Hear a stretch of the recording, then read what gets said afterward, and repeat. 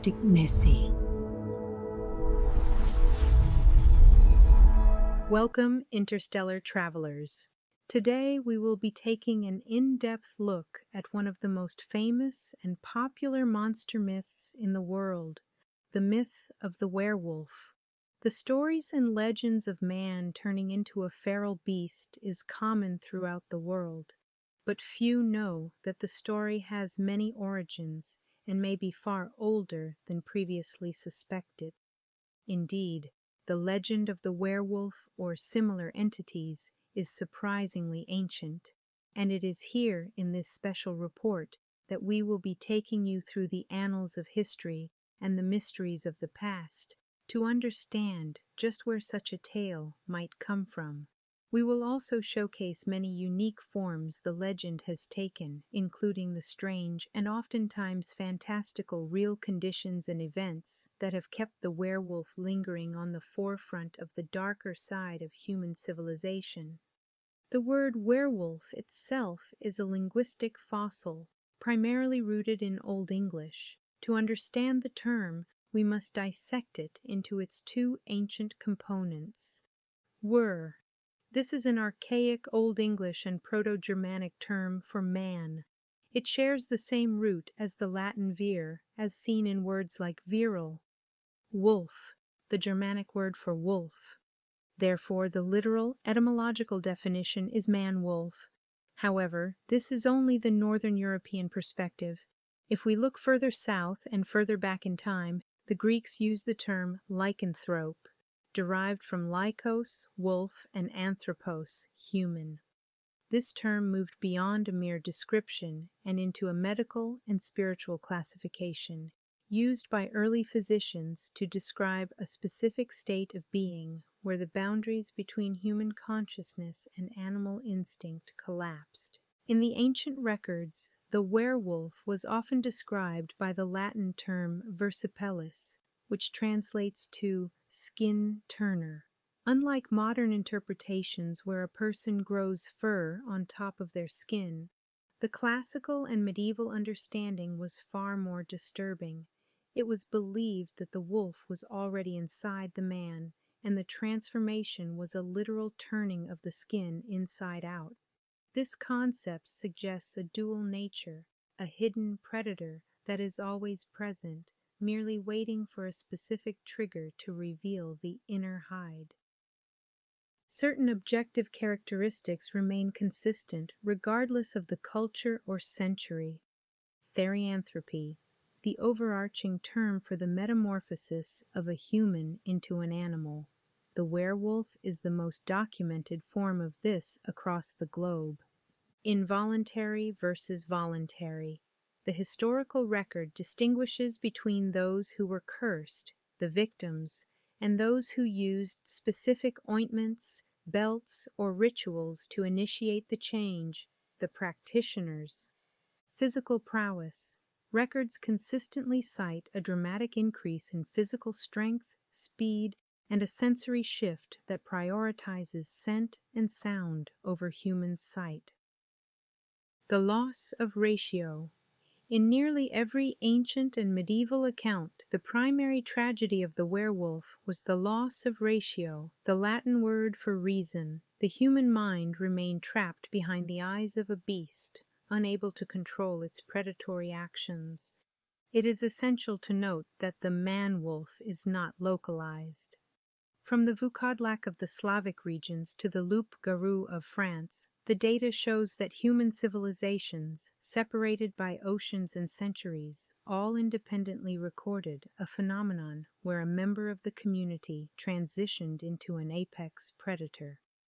This brings us to the most critical question: why did humanity, at its very dawn, feel the need to create a specific word for this?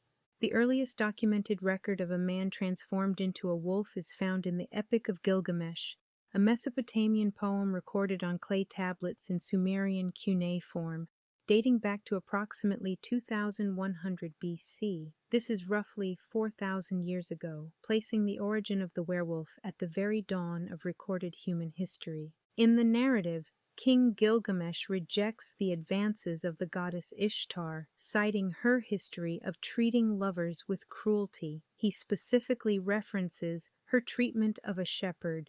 "You loved the shepherd, yet you struck him and turned him into a wolf, so that his own herd boys hunt him down and his own hounds tear at his thighs." The Sumerian tablets reveal several foundational facts about the original werewolf. The transformation was punitive. The first werewolf was not the victim of a biological infection or a bite. He was transformed as a direct act of divine punishment. The loss of kinship. The record emphasizes the immediate social fallout. The moment the shepherd became a wolf, his own domestic animals and his peers, those he formerly protected, became his hunters. A symbol of chaos. In the ancient Near East, the city of Uruk represented order, while the wilderness was chaos. The transformation of a man into a wolf represented a literal loss of civilization, a human being forcibly returned to the wild. This evidence confirms that the concept of the werewolf is significantly older than other major folklore archetypes. While vampire-like entities appeared in later folklore, the wolf-man was already an established literary and religious concept at a time when the world's first cities were being built. This suggests that the fear of the predator within is one of humanity's most primal and enduring anxieties, documented for as long as we have had the means to write, from the cuneiform of Mesopotamia to the rugged landscape of ancient Greece. Their records provide us with the first technical term for this phenomenon, lycanthropy. While the Sumerians gave us the story, the Greeks gave us the classification. The primary record comes from the legend of King Lycaon, which was documented by historians such as Pausanias and poets like Ovid. According to these records, Lycaon was a king of Arcadia who attempted to trick Zeus by serving him a meal containing human flesh. As punishment, Zeus transformed Lycaon into a wolf. However, the Greek documentation adds a layer of physical detail that is remarkably consistent with later 15th century sightings. The persistence of identity. The records state that even after the transformation, the wolf retained the same hair color, the same facial expression, and the same glaring eyes as the man. The Versipellis clue. This is where we first see the concept of the wolf being a version of the man, rather than a completely different creature. A writing in the 5th century BC, where Herodotus provides one of the most intriguing eyewitness-style reports in the ancient record. In his work The Histories, Herodotus writes about a tribe known as the Neuri, located to the north of Scythia, modern-day Eastern Europe.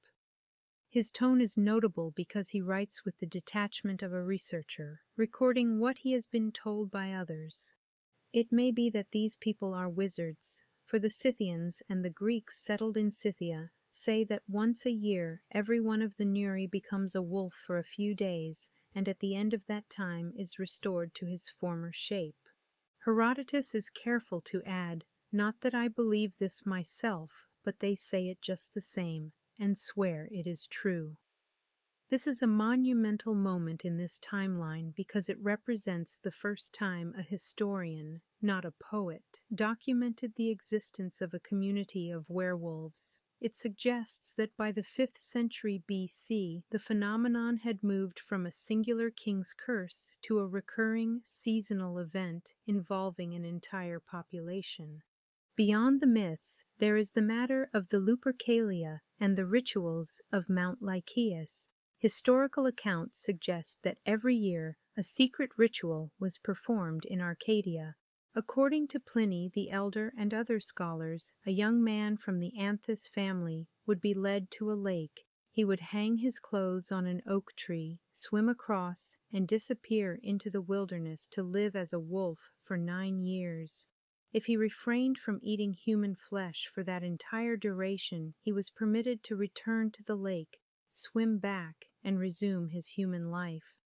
3 dark secrets that were never forgotten: the clothing, the requirement to strip naked before the change, a detail that remains a constant in 16th century legal cases; the reversibility, the idea that the condition was not always permanent, it could be a cycle or a sentence; the geographical anchor, the fact that these stories were pinned to a specific tribe, the Nuri, and a specific mountain, Lycaeus, moving the legend into the realm of geography, anthropology, and social science; the Norse era, the cult of the wolf, approximately 800 AD to 1100 AD. While the term berserker is commonly known, the Norse sagas differentiate a specific group called the Ulfhednar. The name literally translates to wolf-coated or wolf-skinned. These warriors were considered the elite shock troops of Odin, the high god of the Norse pantheon. Descriptions in the sagas indicate that these men entered a state of furor brevis, brief madness, where they seemed to physically embody the spirit of the wolf, allegedly becoming immune to fire and iron. Another dark secret is found in the Volsunga saga, 13th century records of older oral traditions. This text describes the heroes Sigmund and Sinfjotli discovering 2 enchanted wolf skins. By donning the skins, they were physically transformed into wolves and gained the ability to speak the language of beasts. The records note they could only remove the skins every 10th day, showing an early concept of the transformation as a temporary entrapment within another hide. This is the direct ancestor to the magic belt or wolf girdle that would appear in 15th century courtrooms as physical evidence of a pact with the devil. The Vikings had a specific concept called hamramr, which translates to being shape-strong. The out-of-body experience. It was believed that a person's hugr, soul or spirit, could leave the human body and take the shape of a wolf while the human body lay in a deep trance-like sleep. The physical link. Crucially, any injury the spirit wolf sustained would manifest on the sleeping human body. The Norse didn't just believe in a mental shift, they believed in a physical tether so strong that a wound dealt to the wolf in the forest would bleed out through the human lying in his bed miles away. In the Viking Age, this was the ultimate mark of the elite, a man so powerful his spirit could no longer be contained by human skin. For a few centuries, to be a wolfman was to be a god-touched weapon of the battlefield. But as the fires of the old world began to fade and a new, rigid order rose across Europe, this gift of the wolf was about to be reframed. The warrior's pelt was being stripped away, and in its place the church was preparing a shroud.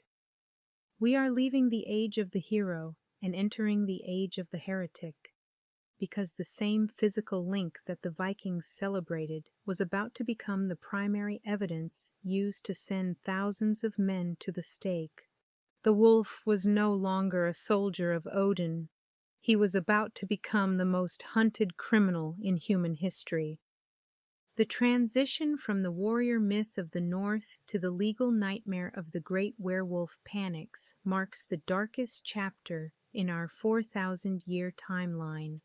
Between the 15th and 17th centuries, primarily from 1450 to 1650, Europe was gripped by a wolf plague that was treated with the same forensic gravity as modern homicide investigations. While these trials touched much of Europe, the epicenter was France, Germany, and the borderlands of Switzerland. In these regions, the wilderness was encroaching on the villages, and the wolf was a constant, lethal threat to livestock and children. The legal system stopped seeing the wolf as a mere animal and began seeing it as a sorcerer in disguise. The common misconception is that only men were targeted.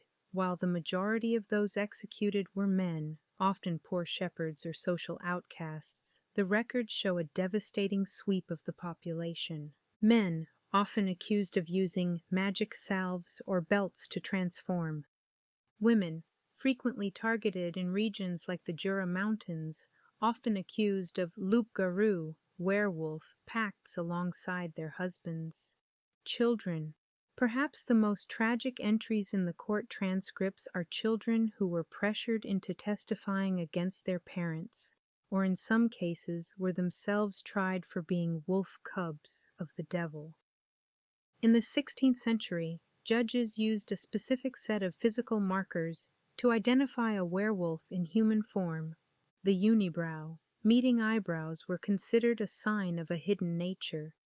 The index finger, an index finger longer than the middle finger, was often cited. Low-set ears and abrasions, any unexplained scratches or bruises were seen as reverberation wounds sustained while in wolf form.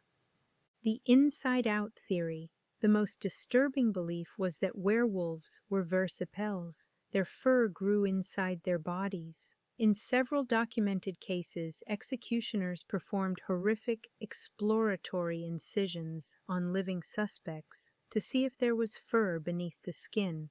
It was believed that the devil provided the accused with a magic ointment, a salve made from toxic plants like belladonna and wolfsbane that induced hallucinations.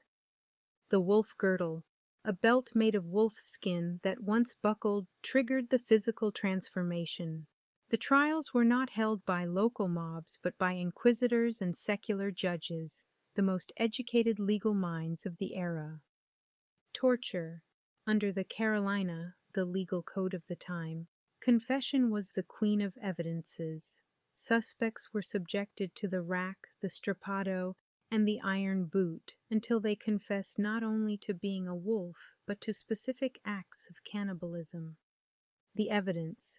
Judges would often bring in eyewitnesses who claimed to have seen a wolf transform back into the defendant.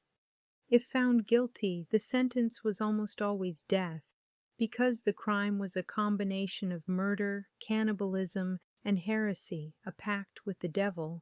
The execution was designed to be purifying. The condemned were often broken on the wheel, decapitated, and then their bodies were burned to ashes. The goal was to ensure no physical remains were left to regenerate or return. Remarkably, there were shades of gray in these trials. Some judges, particularly toward the mid-17th century, began to favor a medical explanation called melancholia canina, a form of insanity where the patient believed they were a wolf but had not actually transformed. One of the most chilling coincidences in human history is that the peak of the werewolf panics, roughly between 1580 and 1630, ran perfectly parallel to the height of the great witch hunts. They were two sides of the same coin. While the witch was seen as the internal threat to the soul, the werewolf was the external predator of the flesh. In the courtrooms of the 1500s, judges weren't just looking for a monster, they were looking for evidence of a pact with the devil. Why did this peak alongside the witch trials? Because it is believed that the 16th century was a time of extreme religious transition. In many French regions, such as the Jura Mountains, a werewolf was legally defined as a male witch who took the form of a wolf to commit murder. The scale. Historians estimate there were upwards of 30,000 werewolf-related trials in France alone between 1520 and 1630. Just as the witch trials targeted those who lived on the margins, the werewolf trials targeted the isolated. Shepherds who spent weeks alone in the mountains were the primary suspects, as it was believed the loneliness of the wilderness made them easy prey for the devil's belt. The convergence of the witch trials and the wolf panics creates a portrait of a society that was no longer just afraid of the dark. It was afraid of the very flesh it inhabited. By the mid-17th century, the legal definitions were so precise, the execution methods so refined, and the physical evidence of salves and girdles so well documented, that the werewolf had transitioned from a whisper of the ancient world into a cold, hard fact of the modern courtroom.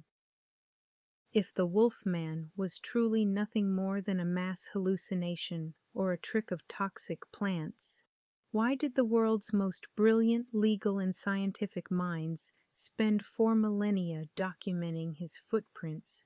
And why was humanity so collectively certain that the only way to save the soul was to burn the skin? I found some documented names with a level of forensic detail that still baffles historians today. Gilles Garnier, known as the Werewolf of Dole. Garnier's trial in 1573 was a landmark because it was one of the few times a court officially recognized and proved lycanthropy as a legal fact. Gilles Garnier lived as a hermit in the forests of eastern France. He was a newlywed, but he and his wife were starving. The legal records of Dole state that while Garnier was wandering the woods in despair, a ghost or demon appeared to him and offered him a magic salve. The pact. The entity promised that the salve would make hunting easier by turning him into a wolf. The crimes. Over the course of a year, several children disappeared from the surrounding villages. These weren't just murders, they were predatory attacks. In one instance, a group of peasants came across what they thought was a wolf hunched over a victim, only to see it shift into the form of Garnier. Unlike many other trials that relied solely on visionary evidence, Garnier's trial was based on physical eyewitness accounts. The transformation. Witnesses swore under oath they saw him in his animal state. The confession. Garnier confessed to the murders and described the taste of the flesh, claiming the spirit of the wolf was what drove him. The legal fix. The Parliament of Dole was so convinced that they issued a public proclamation. They officially condemned him not just as a murderer, but as a loup-garou who had renounced his humanity. Peter Stump, a wealthy farmer in Germany, Stump was accused of a 25-year killing spree that paralyzed the town of Bedburg. Remember the wolf belt we mentioned? Well, in the famous trial of Peter Stump, the werewolf of Bedburg, 1589, he confessed under torture that when he buckled this belt around his waist, his body would instantly distort into that of a greedy, devouring wolf, strong and mighty, with eyes that sparkled like fire. The dark secret. The belt was said to be invisible to everyone except the wearer and the devil. This allowed the court to explain away the fact that they could never actually find the belts during a house search. When Stump was finally cornered by a group of hunters, they claimed to have seen a massive wolf being chased into a thicket, only for a man, Peter Stump, to walk out the other side. Under extreme torture, Stump confessed to being a sorcerer who had been given a magic girdle, belt, by the devil. He claimed that by simply putting on this belt, he physically became a greedy, devouring wolf. Because the court believed his crimes were so inhuman, they devised a punishment to match. He was executed in one of the most gruesome displays in European history, involving the breaking wheel and decapitation intended to ensure his wolf spirit could never return. Jean Grenier. The Boy Who Confessed, 1603. While Stump represents the monster, Jean Grenier represents the tragedy. Grenier was a 13-year-old shepherd in France who boasted to other children that he was a werewolf and had eaten several infants. The dark secret detail. Grenier claimed he was given a wolfskin cloak by a mysterious forest lord, whom he called the Lord of the Forest. He stated that every Monday, Friday, and Saturday he would wrap himself in the hide and hunt as a beast. A shift in judgment. This case is famous because the judge, Remy de Lancre, did something revolutionary. Instead of burning the boy, He recognized that Grenier was suffering from severe malnutrition and a delusion he called lycanthropy. Grenier was sentenced to life in a monastery, marking the first time the legal system chose mercy through medicine over the stake. Thys of Kaltenbrunn, the Hound of God, 1691. Perhaps the strangest recorded incident is the trial of old Thys in Livonia, modern-day Latvia. The counter-narrative: at age 80, Thys stood before a shocked court and admitted he was a werewolf, but he claimed he was a hound of God. The mission: he testified that he and a group of other werewolves didn't hunt humans. They descended into hell 3 times a year to fight the devil and his witches to ensure the crops would grow. The verdict: the judges were so confused by a good werewolf that they didn't know how to sentence him. He was eventually whipped for pagan superstitions rather than executed for murder, proving that even at the height of the panics, the legend had a complex spiritual layer. The Wolf of Ansbach, 1685. In Germany, a wolf began terrorizing the citizens of Ansbach. The people became convinced the animal was the reincarnation of their recently deceased and hated former mayor. This case is unique because it suggests the wolf wasn't a living person, but a post-mortem transformation. When the wolf was eventually killed, the citizens dressed the carcass in the former mayor's clothes, complete with a wig and a mask of his face, and hanged it from a gibbet for all to see. The concept of how werewolves reproduced is perhaps the most significant divergence between ancient historical records and modern Hollywood fiction. History suggests 3 distinct, documented beliefs on how the wolf nature was passed down or brought into existence. 1. The hereditary bloodline, the cursed generations. In many ancient and medieval cultures, lycanthropy was seen as a genetic or familial inheritance, a stain on the bloodline that could not be washed away. As we saw with the Anthoi clan in ancient Greece or certain lineages in the Baltic regions, being a werewolf was a birthright. It was believed that certain families were chosen by gods or spirits to carry the wolf spirit. In the 15th and 16th centuries, midwives and cunning folk looked for specific signs on a newborn to determine if they would grow into a werewolf. A child born with a caul, a piece of the birth membrane, on their head, or even a child born with teeth, was often marked as a wolf child. In some Eastern European traditions, it was believed that if a pregnant woman saw a wolf, or if the child was conceived on certain lunar nights, the beast would be woven into the child's DNA. 2. Spiritual breeding and the succubus theory. During the height of the trials in the 16th century, the inquisitors had to reconcile the man-wolf with their religious doctrines. They developed a disturbing theory on how the werewolf population expanded through demonic intervention. It was believed that werewolves did not breed with each other, but rather through a pact with a forest lord or a demonic entity. In the trial of Peter Stump, it was alleged that his breeding was spiritual. He was birthed into his wolf self through the gift of the magic girdle. Some extremist theological texts suggested that werewolves were the offspring of humans and spirits of the woods. This wasn't seen as biological mating in the human sense, but a corruption of the womb by a supernatural force, creating a being that was human in shape but predatory in soul. 3. The instructional inheritance, passing the salve.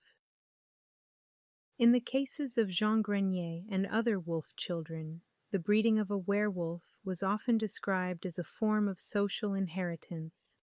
The records frequently mention an older man or a shadowy figure who initiates a younger person. This wasn't a bite, it was an apprenticeship. The breeding took place through the passing of knowledge, the recipe for the magic salve or the location of the wolfskin cloak. The transformation itself was seen as a second birth. When a person put on the skin or applied the ointment for the first time, they were reborn into the wolf clan. This explains why children were often tried alongside their parents. The wolf nature was taught and cultivated as a dark family trait. It is a shocking fact for most listeners that for 3,900 of the 4,000 years we are tracking, you could not catch lycanthropy from a bite. The idea that a survivor of a wolf attack becomes a werewolf is a 20th century literary invention, largely popularized by the 1941 film The Wolfman. In the historical record, if a wolf bit you, you were simply a victim. To become the wolf, you had to be born to it, cursed into it, or choose it through a ritual. In the historical record, the silver bullet is a late comer, a cinematic myth that has almost entirely obscured the far more brutal and grounded methods used by our ancestors. For most of the 4,000-year timeline, stopping a werewolf wasn't about precious metals. It was about ritualistic containment and forensic execution. Contrary to popular belief, silver does not appear as a weakness in the vast majority of historical records. The iron standard. In the Norse and Germanic traditions, the only thing that could pierce the hide of a shape-strong warrior was cold iron. If a werewolf was enchanted by a magic belt or salve, it was believed that iron could break the glamour and force the creature back into its human form. The origin of silver.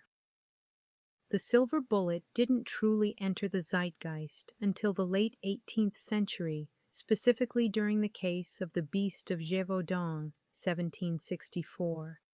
Even then, it was a single instance where a hunter reportedly used blessed silver metals melted into bullets. Before that, silver was purely a spiritual ward, not a physical weapon. The most common historical technique for dealing with a werewolf wasn't a special weapon, but a forensic trap. Because of the belief in reverberation, that the human and wolf shared a single soul, hunters would intentionally wound the animal, usually by lopping off a paw or striking the eye. They would then rush back to the village to see which neighbor had suddenly lost a hand or was nursing a fresh facial injury. This was the smoking gun of the 16th century. In several French records, hunters claim to have cut off a wolf's paw and placed it in a sack, only to find a human hand inside when they opened it later.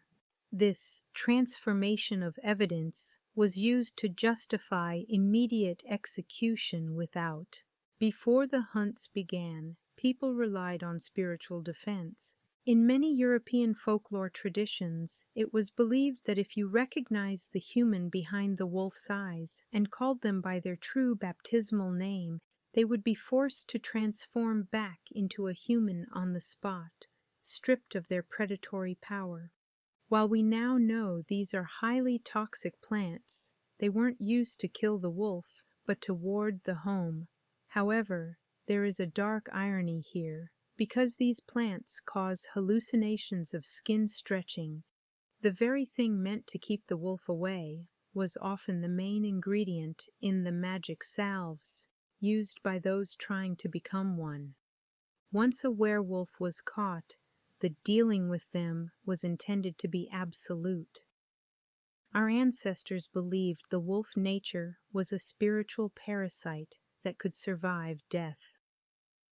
The breaking wheel. The most common execution for a wolf-man was the wheel, which shattered the bones of the limbs.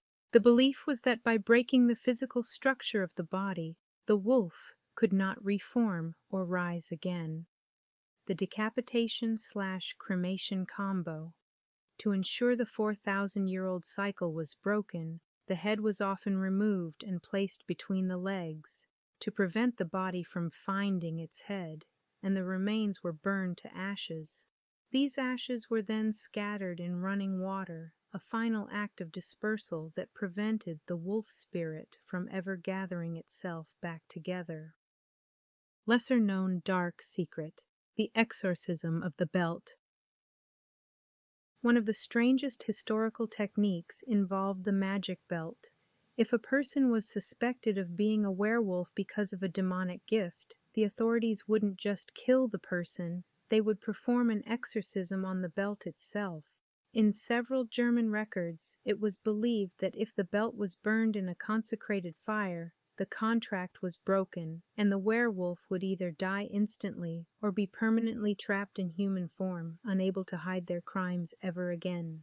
Speaking of exorcisms, yes, exorcisms were performed on suspected werewolves, but they were rare and often served as a last resort before a death sentence or a first step in a long-term confinement. In the eyes of the 16th century church, a werewolf wasn't just a monster, he was a vessel. Depending on the region and the priest, a person acting like a wolf was treated in one of two ways: as a voluntary criminal or as a demonic victim. The church distinguished between the pact and possession. The pact, witchcraft. If you chose to put on the belt or use the salve, you were a witch. Exorcism wouldn't save you, the fire would. The possession, demonic wolf. If you were bitten or cursed and felt an external wolf spirit taking over your body, you were seen as a victim. This is where the rite of exorcism was used. The goal was to cast out the beast so the human soul could return to the light. While many werewolves went to the stake, some were subjected to a form of forced spiritual rehabilitation, a monastic cure. The accused would be brought before an inquisitor or bishop. After a formal exorcism, if they showed signs of remorse, they wouldn't be executed. Instead, they were sentenced to a monastery. For years, they would live in a cell, subjected to daily prayers, holy water sprinklings, and a strictly vegan diet to starve the carnivore within. The monks essentially acted as 16th century psychiatric nurses, watching the wolf to see if the demon would manifest again. In folk exorcisms, the kind practiced by village priests rather than high bishops, there was a specific exorcism of the name. It was believed that a werewolf's power came from a hidden identity. A priest would stand before the suspected wolf and perform a minor exorcism that involved calling out the person's baptismal name 3 times. The idea was that the demon could not withstand the sound of a name consecrated by God. If the person shifted back to human form, the exorcism was considered a success. It's worth mentioning a dark fact known as the gallows exorcism. In some of the most brutal German and French trials, an exorcism was performed during the execution. As the accused was being broken on the wheel, the priest would shout the rite of exorcism. The goal wasn't to save the person's life, but to cleanse the soul as it left the body, so the wolf couldn't rise from the grave as an undead predator. Believe it or not, this still happens today. In modern cases of clinical lycanthropy, if medical science, pills and therapy doesn't work, some religious families still seek out an exorcism. Modern Catholic exorcists are trained to look for medical explanations first, but if a patient exhibits preternatural strength or animalistic speech that doctors can't explain, a formal rite of exorcism is still a documented, though very secret, procedure. To understand the global footprint of the werewolf, we will examine some folklore. The loup-garou, France, 16th to 18th century. The term comes from the Old French loup, wolf, and garou, a variation of man-wolf. In French folklore, the loup-garou was often a person who had been cursed by a priest or had failed to perform their religious duties like Lent for 7 years in a row. The rougarou, French Louisiana/Acadiana, 18th century to present. When French settlers migrated to North America and settled in the swamps of Louisiana, the loup-garou became the rougarou. The difference is, the rougarou is a creature of the bayou. Because there were fewer wolves in the deep South, the wolf often took on features of a stray dog or a swamp beast. According to folks in the South, it became a bogeyman story used by elders to ensure children behaved. The belief was that if you saw a rougarou, you were cursed to become one unless you kept the secret for exactly 1 year and 1 day. If you spoke of it before then, the transformation would take hold. Scandinavia Vukodlak, 9th to 12th century, similar to the Norse Hamramr, believed to be a vampiric wolf that could return after death to haunt its family. Italy, Lupo Manaro, Roman era to Middle Ages, a more physical curse, believed to be caused by sleeping under a full moon on a Wednesday or Friday with the face exposed. Mexico Nagual pre-Columbian, to present a shamanic shapeshifter. Unlike the European curse, the Nagual is a powerful sorcerer who uses the wolf or jaguar form to protect or harm the community. Haiti loup-garou, 18th century to present, heavily influenced by West African traditions. Here the wolf is often a witch who sheds their skin at night to travel as a ball of fire or a predatory animal. While the European werewolf was often about a pact or a curse, the indigenous traditions of the Navajo, 𝑦i-naldushi, date back centuries and present a much darker, dark secret. The skinwalker of North America. It is believed that a skinwalker is a medicine man or witch who has reached the highest level of priesthood but chooses to use their power for evil. To gain the power to turn into a wolf or coyote, the individual must commit an unthinkable act, usually the murder of a family member. This is a voluntary transformation that represents the ultimate betrayal of the social order. The wolf charm is one of the most guarded secrets because it represents the middle ground. It wasn't a curse and it wasn't a crime. It was a form of household magic used by common people to survive in a world where the boundary between the village and the forest was terrifyingly thin. Historically, wolf charms served two polar opposite purposes: the ward, to keep the wolf away, and the binding, to control the wolf within. The wolf charm is one of the most guarded secrets because it represents the middle ground. It wasn't a curse, and it wasn't a crime. It was a form of household magic used by common people to survive in a world where the boundary between the village and the forest was terrifyingly thin. Historically, wolf charms served two polar opposite purposes: the ward, to keep the wolf away, and the binding, to control the wolf within. The ward, the protection charm. For a medieval peasant was a survival tool. These were often physical objects or spoken incantations used to protect livestock and children. It was believed that burying a piece of cold iron or a bag of blessed salt under the threshold of a stable would create a spiritual barrier that a werewolf could not cross.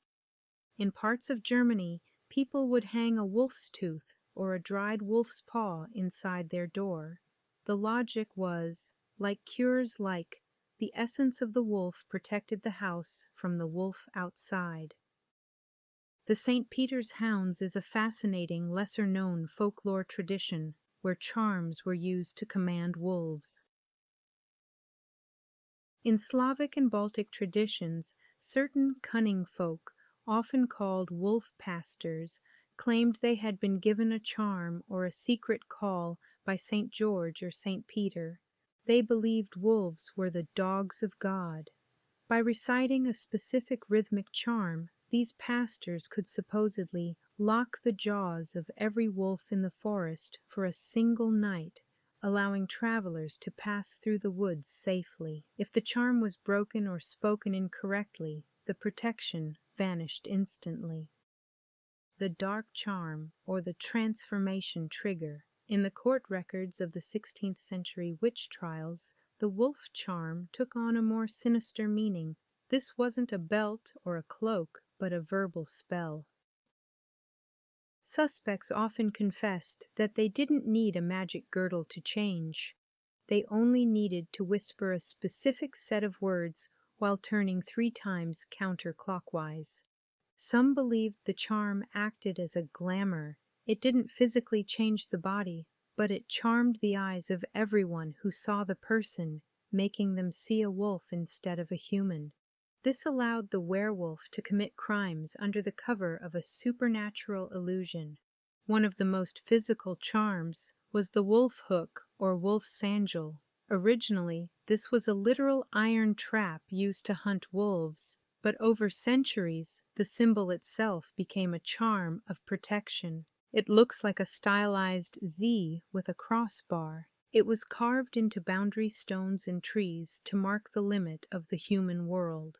It was a visual charm meant to say to the spirits of the forest, everything beyond this mark belongs to the law of man. 5. The tied tongue. A dark fact to one of the most disturbing wolf charms was used by hunters. It was believed that if you killed a wolf, you had to immediately cut out its tongue and carry it as a charm. If you didn't, the wolf spirit could speak to its pack from the afterlife and lead them to your home for revenge. In the 18th and 19th centuries, these children were often called wolf children, not because they were supernatural, but because they had been adopted by the wild. To the scientific minds of the Enlightenment, they were a blank slate, a way to study what a human is without society, language, or religion. Perhaps the most famous wolf child case in history took place in India. Discovery. In October 1920, Reverend Joseph Singh found 2 girls living in a termite mound with a family of wolves. They were estimated to be ages 8, Kamala, and 1.5, Amala. Physical traits. They displayed purely lupine behavior. They moved on all 4s, had calloused palms and knees, ate only raw meat, and possessed night vision. Their eyes reportedly reflected light in the dark like an animal's. The experiment of resocialization. Reverend Singh took them to an orphanage to try to make them human. It was a heartbreaking process. They would howl at night and try to huddle in the corners. Fate, Amala, the younger girl, died only a year later in 1921. Kamala lived until 1929, passing at age 17. By the time she died, she had learned to walk upright and speak about 50 words, but she never fully integrated into human society. While not found in a wolf den, Victor is the European cornerstone of wild child history. Discovery. He was found emerging from the forests of Aveyron, France, around age 12. He had survived years of brutal winters alone. The experiment. He was taken to Paris to be studied by Dr. Jean-Marc Gaspard Itard. This was a pivotal moment in history. Itard wanted to prove that humanity is learned, not innate. He subjected Victor to rigorous sensory tests, trying to teach him to speak. The finding. Victor never learned to speak. Itard concluded that there is a critical period for language. If you are raised as an animal past a certain age, your brain physically hardens into that state. Fate. Victor died in Paris in 1828, approx. Age 40. He lived a quiet life under the care of a housekeeper, never fully able to explain the dark secret of his years in the forest. Dina's story is often cited as the real-world inspiration for Rudyard Kipling's The Jungle Book. Discovery. Hunters found him in a cave in Bulandshahr, India, following a lone wolf. He was around 6 years old. The life. He was taken to the Secundra orphanage. Unlike the fictional Mowgli, Dina struggled immensely. He refused to wear clothes and would only eat raw meat, often sniffing his food before touching it. Observation. One of the most haunting details in the records was that Dina developed a bond with a pet dog at the orphanage, appearing to communicate with the animal in a way he never could with the humans. Fate. He lived at the orphanage for over 20 years, but never learned to speak. He died of tuberculosis in 1895 at approximately age 34. Why they were called wolf children. Historically, these children were viewed with a mix of horror and fascination because they shattered the boundary we discussed earlier. It's important to note that modern scientists look back at some of these cases, specifically Amala and Kamala, with skepticism. Many now believe these children may have had neurodivergent conditions, like autism, and were abandoned by their families, only to be found by people who exaggerated the wolf connection for fame or funding. Just like the ancient Greek definition of the werewolf, the tragedy of the wolf child was the loss of ratio, reason. They were humans who had physically adapted to the wild. Their vocal cords had thickened for growling, and their digestive systems had changed to process raw meat. Modern media has taken the jagged, terrifying edges of historical records and sanded them down into a set of tropes that, while entertaining, actually obscure the true history of the werewolf. The movies we watch today, from The Wolfman, 1941, to Twilight, have invented rules that our ancestors would not recognize. Some examples are: if you're bitten by a werewolf, you become one. Historically, transformation was a choice, a curse, or a birthright lineage. Hollywood sensationalized that the moon is what triggers the transformation from human to wolf. Most accounts indicate that werewolves transformed using magic belts or salves, regardless of the moon phase. Silver bullets did not kill the beast. Cold iron was standard. Execution was usually via the breaking wheel or fire, and last but not least, werewolves were not allergic to wolfbane. Wolfsbane was actually an ingredient in the ointments used to become the wolf, not a weapon against it. Our obsession with characters like Mowgli is the light version of the dark feral child cases we discussed. These characters represent a deep-seated human fantasy, the return to innocence. The romanticization. In fiction, Mowgli represents the noble savage, a human who has the strength of the beast and the wisdom of man. He is the master of the jungle. As we saw with Dina Sanichar and Victor of Aviron, the reality was far more tragic. Real Mowglis didn't lead the pack. They were often traumatized, physically stunted, and unable to communicate. They didn't gain animal wisdom. They lost their human identity. We keep telling these stories because they allow us to flirt with the idea of leaving society. The werewolf in movies is often a metaphor for repressed emotion or puberty, a monster we can eventually control. History, however, tells us the wolf was a force that consumed you entirely. Why, in 2026, do we still fill our screens with these creatures? It's because the werewolf is the ultimate mirror monster. The wolf children remind us that our humanity is a thin veneer. Without language and society, we are just another predator in the woods.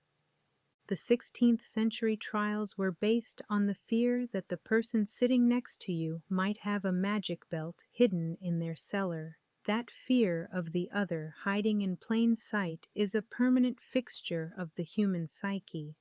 As we move further away from nature, the werewolf represents our last violent link to the wild.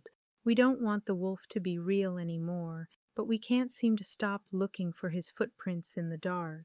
Let's peel back the layers of superstition and look at the biological reality.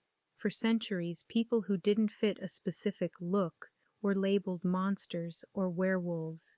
Science has since identified the genetic and autoimmune conditions that were once used to justify those myths. There is a condition most often associated with the wolfman or wolf child in circus sideshows is hypertrichosis. Unlike typical hair growth, this is a rare genetic anomaly that results in excessive hair growth over the entire body or specific patches. It is primarily caused by a genetic mutation. In some cases, it is an atavism, a biological glitch, where ancient, dormant genes for body hair are accidentally switched back on during fetal development.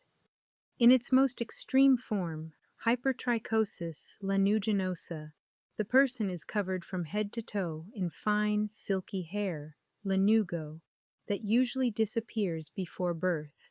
In others, it is terminal hair, thick and dark, that covers the face and limbs.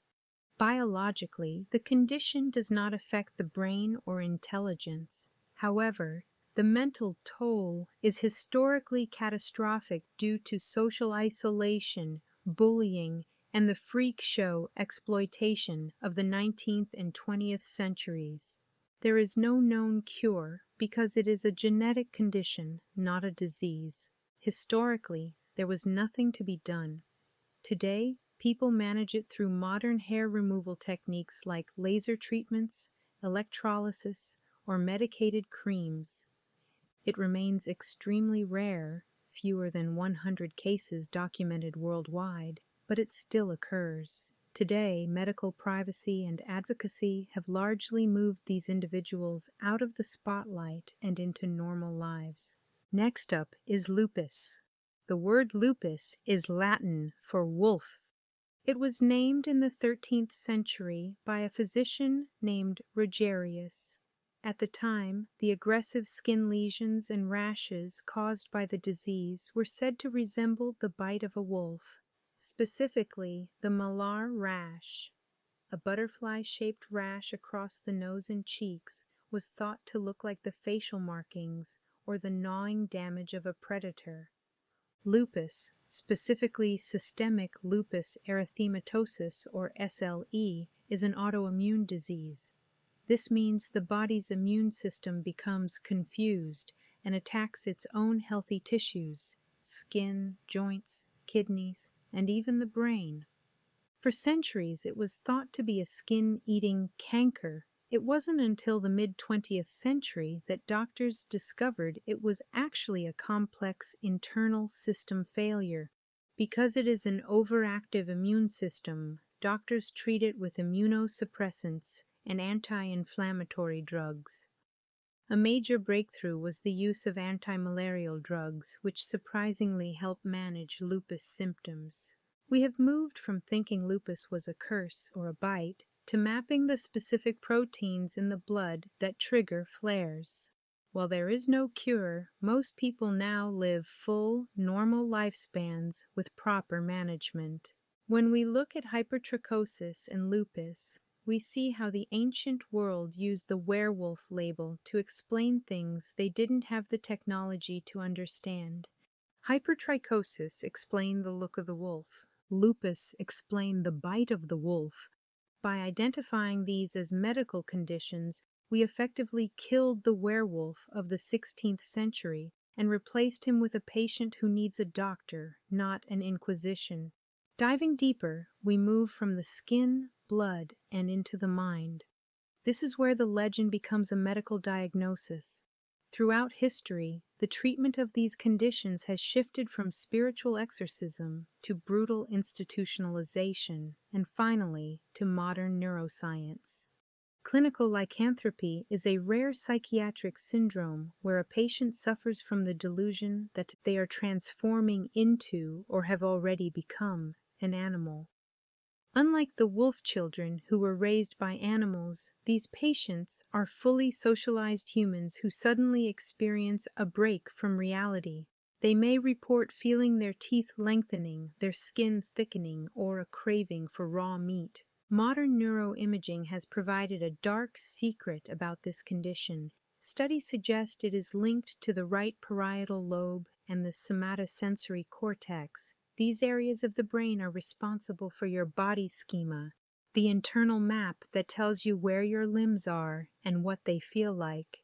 When these areas malfunction due to lesions, epilepsy, or drug use, the brain's map of self literally distorts.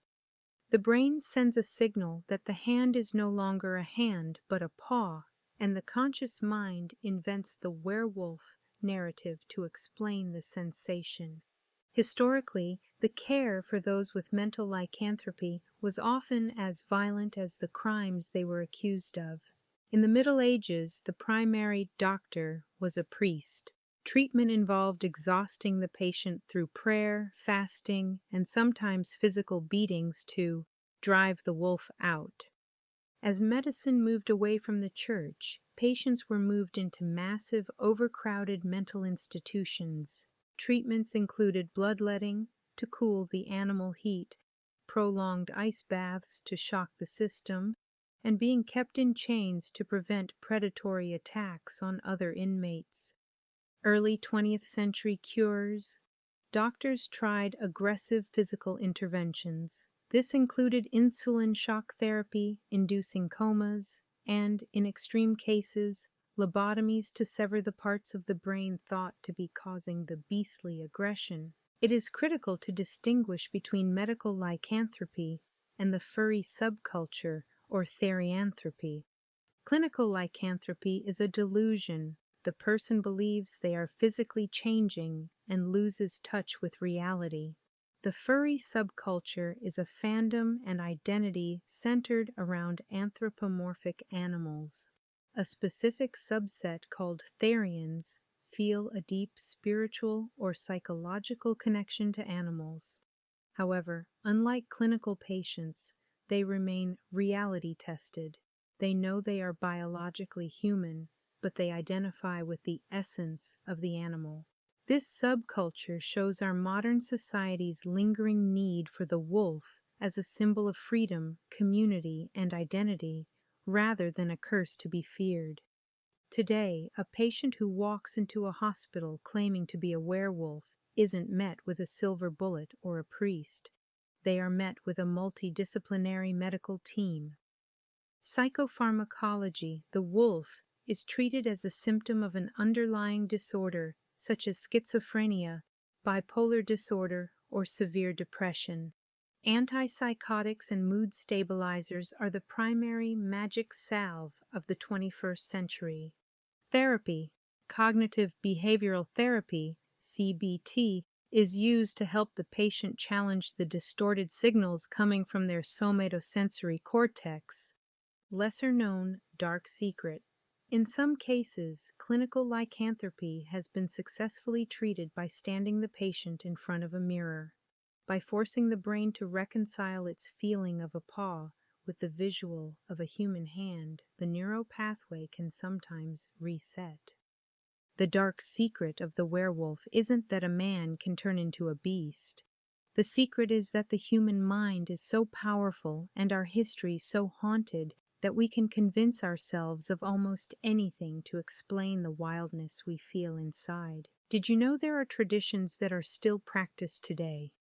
In certain parts of Europe, the Wolfman isn't a movie character. He is a seasonal guest. The Kurentovanje, Slovenia. Every February, participants dress in massive sheepskin costumes with feathers and long red tongues. While often called monsters, these figures represent a bridge to the old pagan Wolfman. They roam the streets to scare away winter and bring fertility to the crops, a direct remnant of the Thys of Kaltenbrunn, Hound of God belief. Lupercalia remnants. While the ancient Roman festival of Lupercalia, where men ran in wolfskins, was officially suppressed, its DNA lives on in Valentine's Day and various carnival festivals across Italy and France, where beastly behavior is ritually allowed for one night a year. In the digital age, the cult of the wolf has taken on new, often secretive forms, the otherkin and therian communities. As we touched on earlier, these groups operate as a modern spiritual cult of identity. They often meet in packs, online or in person, practicing shifting, meditative exercises to feel their animal self, and howling rituals. For them, the werewolf isn't a monster, It's a return to a primal, honest state of being that modern society has crushed. Esoteric neo-paganism. Some far-right or extremist fringe groups have co-opted the Viking Ulfhednar imagery. They view the wolf warrior as a symbol of tribal purity and violent reawakening. They use wolf head symbols and tattoos as a secret handshake to identify others who reject modern soft civilization in favor of the law of the pack.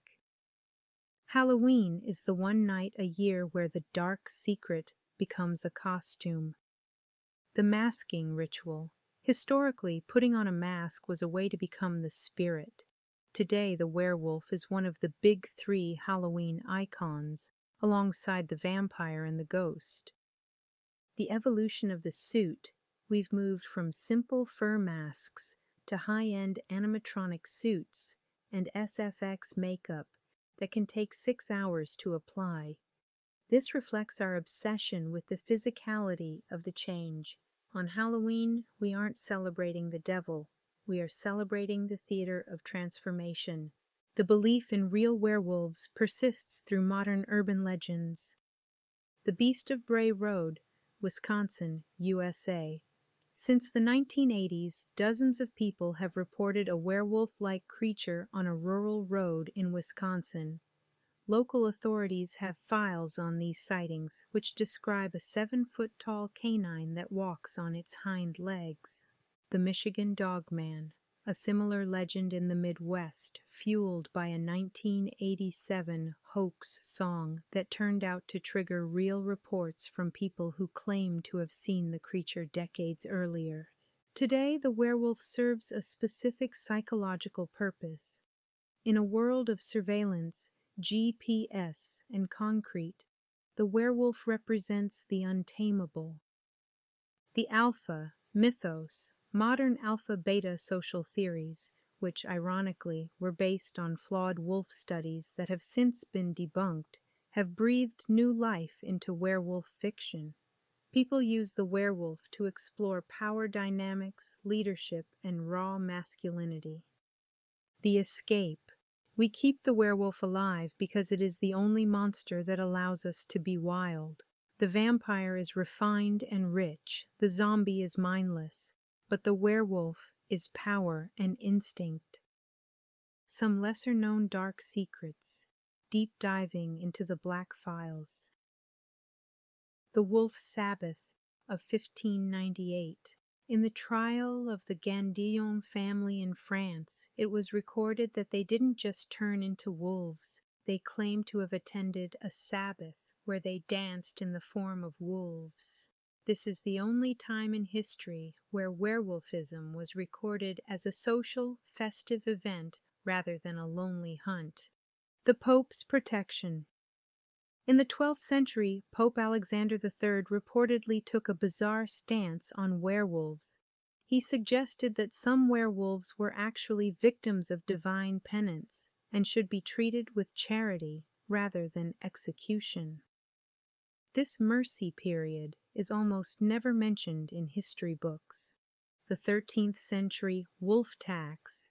King Edward I of England was so obsessed with the wolf threat, both animal and perceived supernatural, that he ordered the total extermination of wolves in England. This led to a strange social phenomenon where men would claim to be wolf hunters to gain tax exemptions, essentially creating a government-funded class of Van Helsings. The mirror test. In some Eastern European villages, it was believed that you could identify a werewolf by looking into their eyes in a mirror. If the reflection showed a wolf but the person standing there was human, they were considered hollow, a shell possessed by a wolf spirit. Post-mortem lycanthropy. There was a terrifying belief that a person who lived a wicked life could become a werewolf after they died. In Greece, these were called vrikolakas. To stop them, the body had to be exhumed and the heart burned, combining the legends of the vampire and the werewolf into one singular, undead predator. It's time we get into one of my favorite subjects, the metaphysical side of werewolves. the astral double or spirit skin. In medieval metaphysics and early occultism, the transformation wasn't seen as physical, but astral. The concept is esotericists believed that humans possess a double or an astral body, a malleable, energetic version of themselves.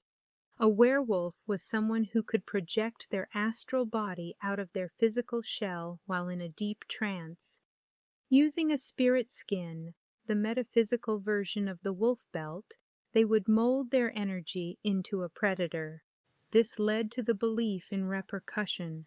If the astral wolf was wounded in the forest, the physical human lying in bed would wake up with the exact same wound. The soul and the flesh were tied by a silver cord that carried the trauma between worlds. The Jungian shadow, the beast in the labyrinth. From a metaphysical psychological perspective, Carl Jung viewed the werewolf as the ultimate archetype of the shadow. The theory is the shadow contains everything about ourselves that we find unacceptable, our rage, our primal hunger, our rawest instincts. The werewolf represents the moment the shadow becomes too heavy to stay hidden. When we turn, we aren't becoming something else. We are finally showing the world the part of ourselves we've spent our whole lives trying to cage. Metaphysically, the werewolf is the wholeness of man, the terrifying realization that good and evil occupy the same heartbeat. Shamanic initiation, the fierce protector. Before the witch trials turned the wolf into a demon, it had a high metaphysical status in shamanic cultures. In many traditions, the wolf was a soul guide, 𝑘𝒂𝒓𝒄𝒄.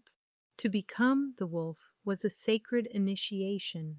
The shaman would enter a wolf state to travel into the underworld to retrieve lost souls or fight off spiritual diseases. The paradox. Here, the monster is actually a guardian. By embracing the wolf nature, the shaman gained the strength to protect the tribe from things that were even scarier than wolves. The lunar metaphysics, the pull of the tides. Even though we busted the full moon as a biological trigger, it remains a metaphysical anchor. The esoteric meaning. In alchemy and astrology, the moon governs the unconscious and the feminine dark side of the psyche. The full moon transformation is a metaphysical metaphor for the high tide of the soul. The peak. It represents the moment when the hidden, the moon's light, is at its strongest, forcing the internal beast to the surface. It's a spiritual cycle of release, the soul's need to howl at the universe because it can no longer contain its own intensity. Modern shadow work. Today, the metaphysical werewolf is used in shadow work rituals. People use the imagery of the werewolf to identify repressed anger, to ask themselves, what does my inner wolf want to say? Find personal power, to reclaim the ferocity they've lost to office jobs and social etiquette. Integration. The goal isn't to kill the wolf, but to sit at the table with it. We have spent this journey tracking a monster through the first record in Sumeria to the courtrooms of France and the sterile maps of the human brain. We've looked for the werewolf in magic belts, silver bullets, and genetic mutations. But in doing so, we've made the classic human mistake. We assumed the werewolf was something separate from us. The metaphysical truth is much darker. The werewolf isn't a creature that enters a human. It is the truth that comes out when the human aspect is stripped away. For 4,000 years, we have used this legend as a psychic safety valve. We tell ourselves that the hunger, the rage, and the untamable instinct belong to the wolf. We put a fur coat on our own darkness so we don't have to look at it in the mirror. We call it a curse because it's easier than calling it a choice.